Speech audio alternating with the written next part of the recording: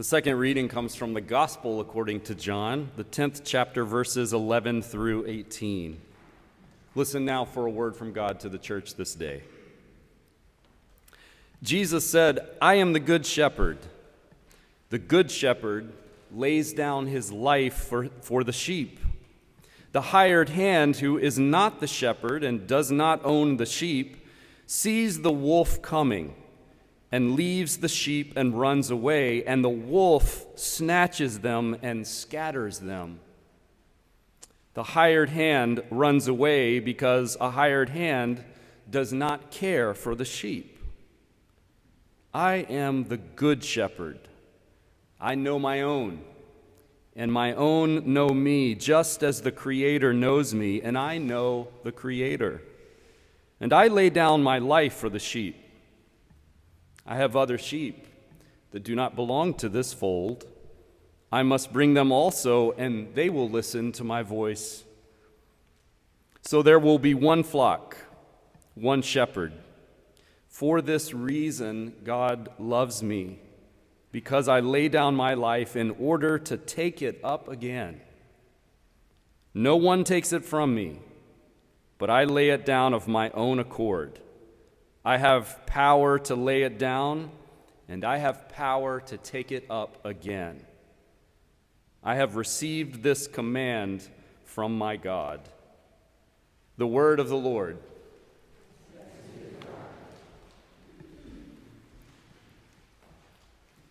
Please pray with me.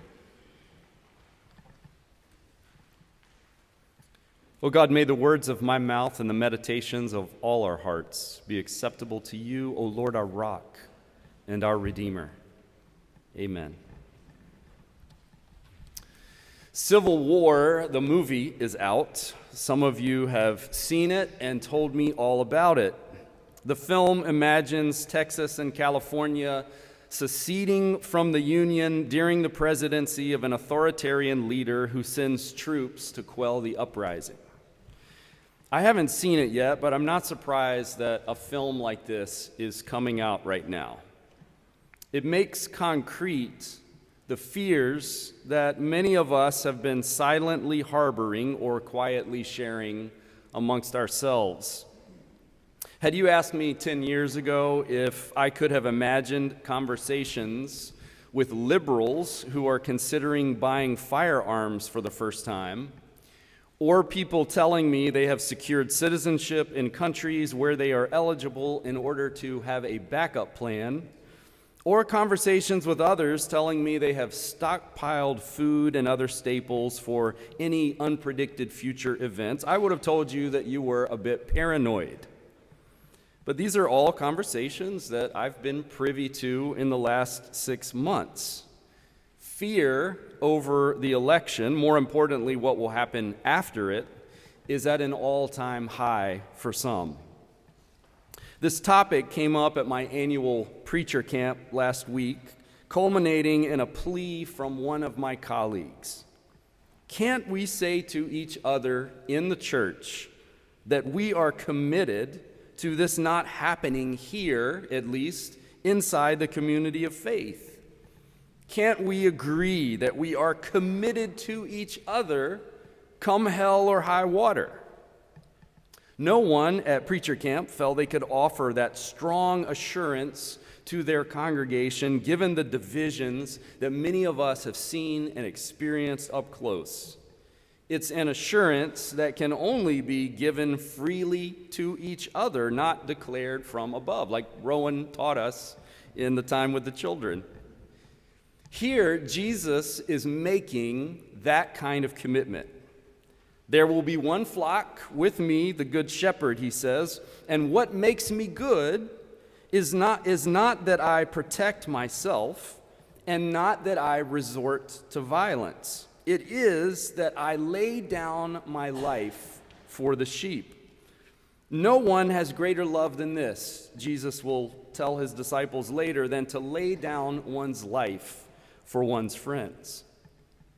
Of course, when Jesus talks about laying down his life, we think of the crucifixion and that old mantra that Jesus died for my sins, a mantra that has been planted deeply within many of us. But Jesus laying down his life isn't limited here to the crucifixion. This is easier to see, scholar Susan Hyland says, when you translate the Greek, lay down one's life to risk one's life instead. Risking one's life includes the possibility of death, of course, but it doesn't always require it. It is a broader category which shows an ethic or a habit of Jesus that forms the community that he calls into being. We can see Jesus risking his life for the sake of those who are under threat many, many times in the Gospels. Sometimes risking his life by healing in communities where economic interests are threatened by that kind of healing. Sometimes risking his life by preaching a gospel to some in his own childhood community who want that privileged insider status, but not the justice requirements that go with it. Sometimes risking his life taking on religious authorities, sometimes risking his life taking on civil authorities, risking his life in a way that not only defines love, but also makes possible a community of mutuality in the process. And when we nurture a community of mutuality in a world that demands us to choose sides, we become a community of resistance as well, simply by refusing to stop loving each other. We become a community of resistance.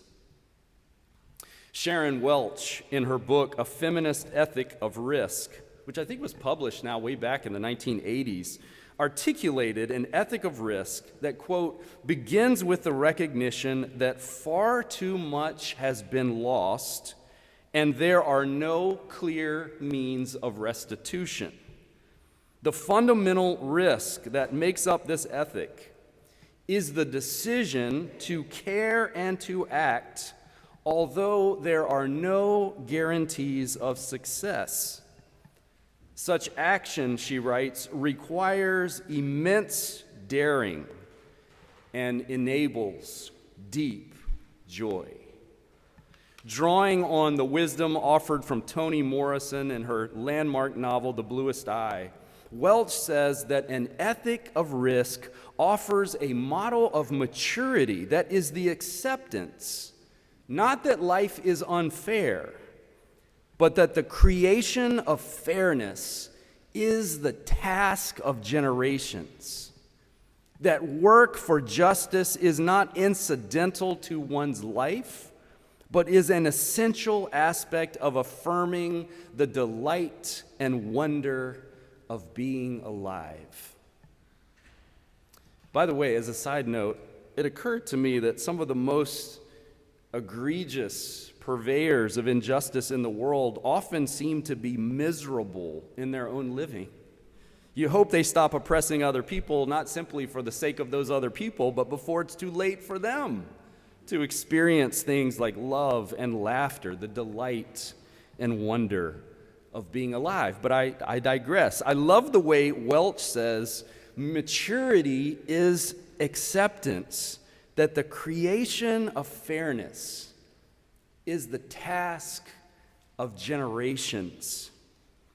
I think many of us have a hard time accepting that reality. We have assumed, perhaps unconsciously, that the struggle for justice leads in a straight line, when the history of struggle is often one of serious setbacks to the cause of justice, setbacks that often include a lot of unjust suffering.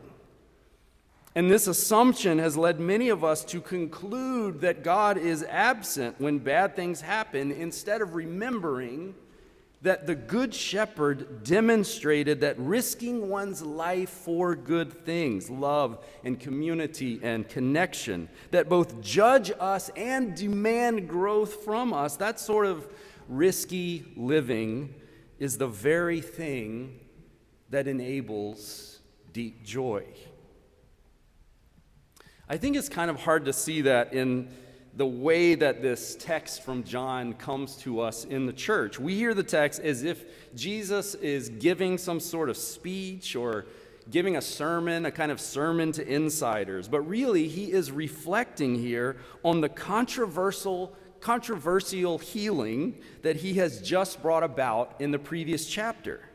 In that chapter, he heals a man born blind, to the confusion of his disciples who have been taught that someone's marginal status is a result of their own sin or that of their family, to the consternation of some religious authorities who are angry about Jesus violating Sabbath laws, to the shame of the young man's own parents who failed to protect their son out of fear of what might happen to them. The man who is healed in that story is driven out of his community, and Jesus welcomes him in and then teaches him, the rest of the disciples, and some religious authorities who stick around what the Jesus community is like. It's like a group of sheep whose shepherd risks his life continually for their own well-being.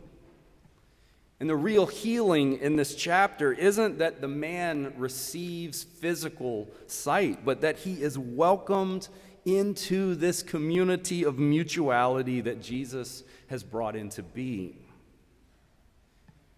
I feel like if we were writing this story today in 2024 and the healing was followed shortly thereafter, say by a catastrophic outcome of an election, or God forbid, another January 6th type incident, or worse, we might be tempted to conclude that the healing that Jesus had rendered and the community that he had brought together was all for naught. That it was not successful because it did not stop the suffering of the just. In fact, it resulted in, or at least led to, another crucifixion, the end of the story. But that's not the end of the story. Jesus says, I have the power to lay down my life, and I have the power to take it up again. And yes, that means the resurrection, and yes, we can talk about Jesus being raised from the dead, but I wonder if instead of shifting immediately to some metaphysics conversation, as we often do when the resurrection comes up, what if we stayed with the metaphor? If Jesus has the power to lay down his life and to take it up again, and God is incarnate now in the community of the church in all the relational ways that we share love and grace and healing and hope with each other, and with anyone who is searching for connection or who is crying out for justice, well, then it means that the communal love that Jesus breathes into being is always rising from the dead, no matter the destruction, no matter the setback. Death's destruction is always penultimate. Life and love will always have the final words. It's that kind of surety that enables the daring kinds of action that Professor Welch advocates. The extent to which an action is an appropriate response to the needs of others, she writes, is constituted as much by the possibilities that it creates as by its immediate results. It is, she says, sustained and enabled by participation in a community of resistance. Welch's description sounds a lot to me like what the church can be at its best. A community of people who are willing to risk themselves for the sake of each other, and larger than that, for the sake of community that sustains even greater possibilities for community, connection, and justice, more than what is possible today. That's what we do when we tutor children or befriend new neighbors or hold mayoral candidates accountable now to the $750 million that we just all work together to bring to Baltimore over the next 10 years. We're taking actions that create even greater possibilities for community, connection, and justice than what is possible today. We need to hold on to this resurrection faith as we march toward November. We need to remember it when things like Civil War movies signal that our fears are on the rise. We need to trust it when violence does get the upper hand in our city or in our global politics. We need to remember it when we do things like the active shooter trainings that we do at church. Part of what community means certainly is taking steps to keep each other safe, and yet personal protection is not the reason that our good shepherd lays down his life for the sheep. It is risky, self-giving love. And love, freely given, never coerced, is not only the way that true life is experienced and shared. It is finally how God chooses to win. When we know that in our bones, fear itself fades, at least becomes less acute. Because I know then that my life is part of something much bigger than just me. I know that God abides in me, and I abide in God. Love abides in me, and I abide in love, calling forth immense daring, enabling deep, deep joy.